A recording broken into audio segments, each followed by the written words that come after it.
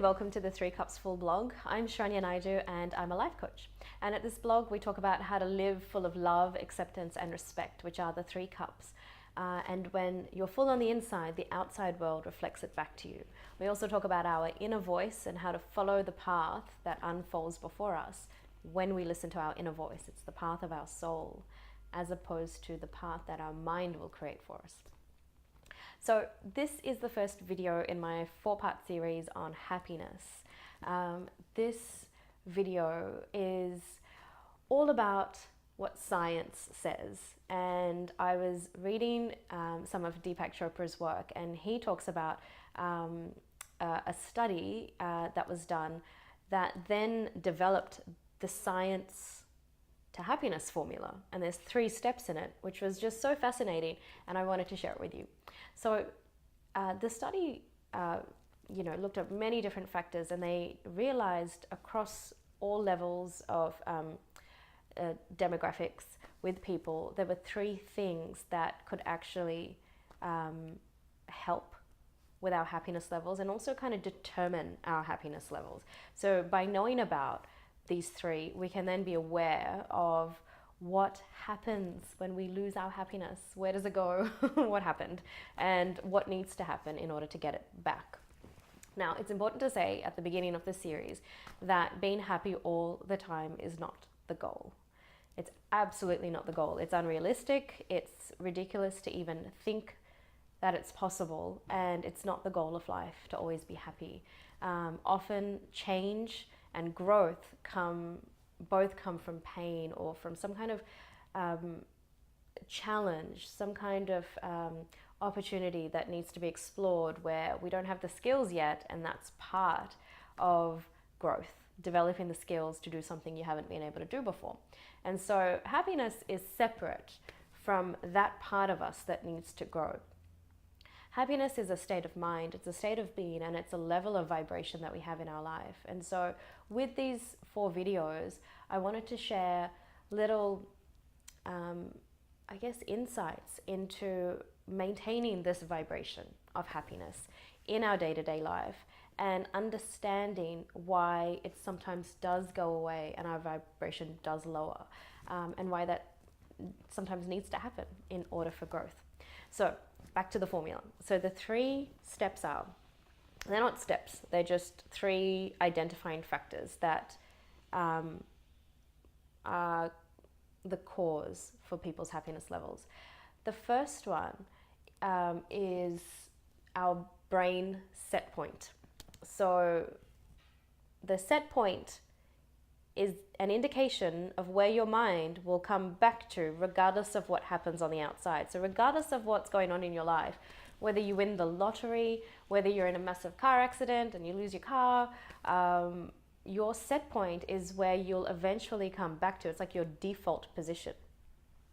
And there's been some evidence to say that there's components of, it's a little bit genetic, but it can be changed. Your set point can be changed. So there are 2 types of set points.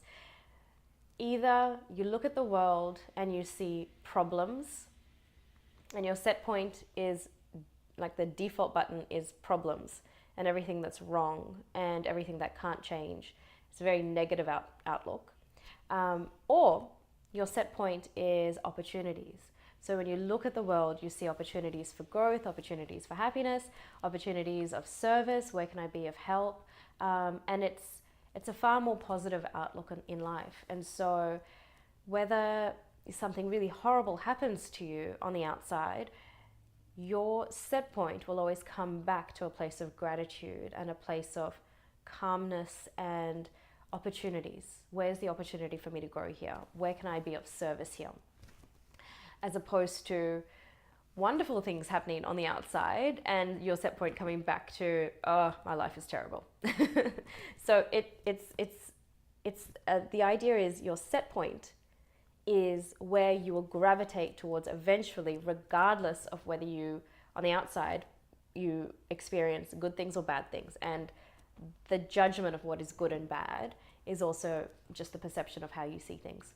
So someone with a positive set point or an opportunity set point will see the positivity in every situation that comes to them, regardless of what it is.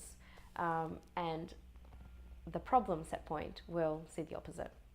We'll see everything there is to complain about, and nothing goes right, and my life is terrible.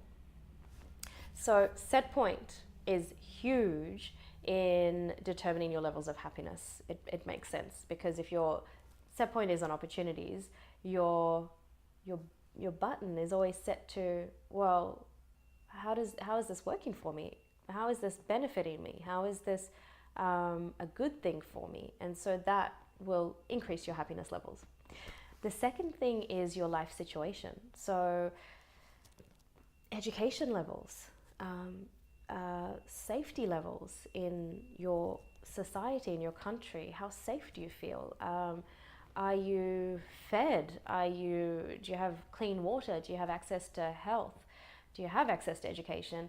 Do you have opportunities to follow your dreams? So your life situation, the home that you grew up in, did you always have to worry about money? Do you have a phone that's always charged? Do you have access to the internet? Your life situation plays a contributory role towards happiness, but it's only 15%. It's only 15%. These outer circumstances and these environmental factors only contribute to 15%, but it is a factor. That's important to understand. And the third thing, which is my favorite, the third is our voluntary actions, our choices. So the most power lies in this third field of choice, of voluntary action. So your decisions and your attitudes could be one of inspiration. It could be, so you find things that inspire you and you allow yourself to be inspired as opposed to being dejected and disappointed all the time. So you consciously decide what you want to bring into your environment, into your mind, into your home, what helps you maintain a high vibration. So your choices in those things really determine your levels of happiness.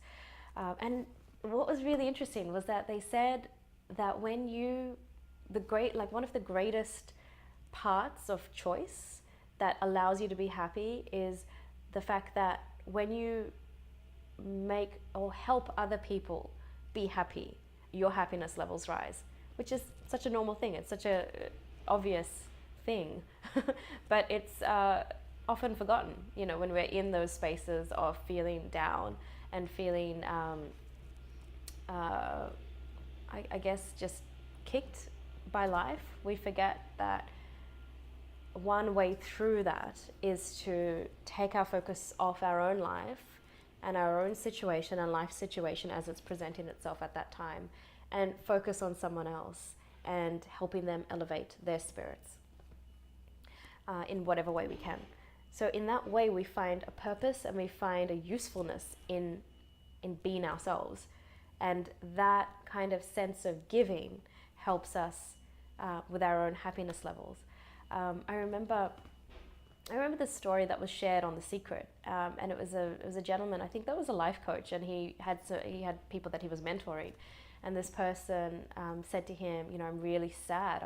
I can't get out of this black spiral. I think I'm depressed, and the mentor asked him to reflect on his thoughts and what are you thinking, and his email kind of gave it all away. Like, everything was focused on what's not working, what's not right, what's, these outer circumstances that were really negative, and that was all he was seeing. So his set point was on problems. And so the mentor just said, just today, find someone and do something small that helps them. And this guy had kind of been locked in his apartment and not really seen the light of day, just feeling really small and contracted and insignificant and really, really separated from life and from himself. And so he went across the hall to there's an old lady that lived in the apartment across from him, and I think he offered to sweep up her house and the area around her apartment. Something small like that, just a small act of service. And, got chatting with her, and then came back, after he did it, he came back feeling quite elevated. And it was just this small act, this smallest, tiniest thing of helping someone else, helped him move out of that low vibration where it just keeps feeling like you're getting kicked in the guts by life. And it was just that momentary focus off himself and on someone else that, is in a situation where they're not as strong as him, they're not as able as him, and he could help them in some way, which is really moving. It was a beautiful example of how helping someone else smile allows your smile to come to the surface. A word of caution is to also nurture yourself. You don't want to get in a habit of only giving. We're in balance when we give and receive. But when you're feeling like you're only receiving negative stuff, giving out some positive energy will kick restart that circuit of good energy flow. So you give what you wish to receive. And then when it comes, receive it with two hands, receive it with an open heart and say, thank you, I will accept this energy. And so those were the three kind of components to this science to happiness formula. The first one was your set point. Is your set point on problems or is it on opportunities? The second one is your life situation, like your environment, your health levels, your finance levels, your access to health services, to education services, to food, to water, to shelter, your life situation. And thirdly, and most importantly, your voluntary choices, your voluntary actions. So how you choose to think and how you choose to speak and how you choose to behave is the largest determinant in your happiness levels.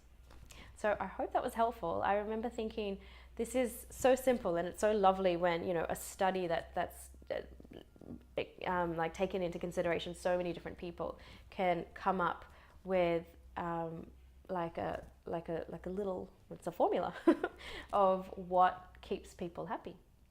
And it's interesting that it's just 15% is attributed to life situation, which is a small component. It's still a component, but it's just a small component. And so whatever life gives us, our set point and our choices can really determine our levels of happiness and how we step forward into the world. So that's it for today. I will see you next time on 3 Cups Full blog. If you enjoyed the video, definitely share it with your friends and subscribe to the blog at 3cupsfull.com.au. Have a wonderful rest of the day and I will see you next time. Bye for now.